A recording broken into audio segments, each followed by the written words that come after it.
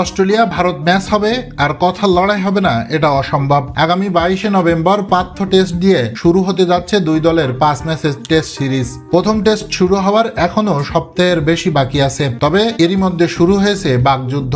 যে যুদ্ধে দুই দেশের অঘোষিত সেনাপতির দায়িত্ব নিয়ে লড়াইকে জমজমাট করেছেন ভারতের কোচ গৌতম গম্ভীর আর অস্ট্রেলিয়ার সাবেক অধিনায়ক রিকি পন্টিং।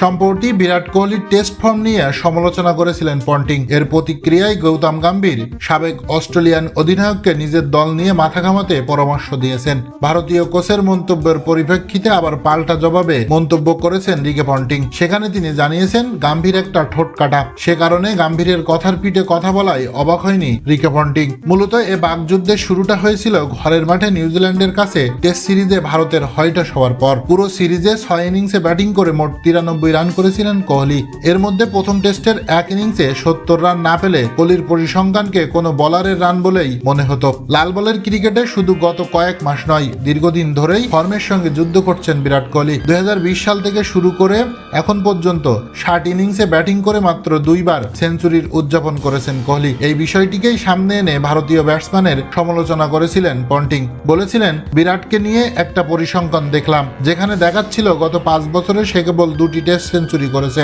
দেখে মনে হচ্ছিল এটা সঠিক হতে পারে না, কিন্তু এটা যদি সত্যি হয়ে থাকে তাহলে বিষয়টা উদ্বেগের। এরপর গতকাল সংবাদ সম্মেলনে হাজির হয়েছিলেন গৌতম গম্ভীর। সেখানে এক রিপোর্টার পন্টিং এর ওই মন্তব্যের প্রসঙ্গে প্রশ্ন করেন ভারতীয় কোচকে। সে সময় গম্ভীর বলেন, ভারতের ক্রিকেট নিয়ে পন্টিং এর এত মাথা ব্যথা কেন? তার ভাবা উচিত অস্ট্রেলিয়ার ক্রিকেট নিয়ে। রোহিত কিংবা কোহলির ফর্ম নিয়ে আমি মোটেও উদ্বিগ্ন নই, তারা মানসিকভাবে খুবই শক্তিশালী। এদিকে গম্ভীরের এমন পাল্টা প্রতিক্রিয়া প্রসঙ্গে 7 নিউজকে দেওয়া এক সাক্ষাৎকারে পন্টিং বলেছেন, আমি গম্ভীরের পাল্টা জবাবটা পড়ে বিস্মিত হয়েছিলাম। তবে ভারতের কোচ গৌতম গম্ভীরকে যতটা জানি, ও যেমন ঠোঁট কাটা, ওর কথার পিঠে কথা বলাই আমি অবাক হইনি।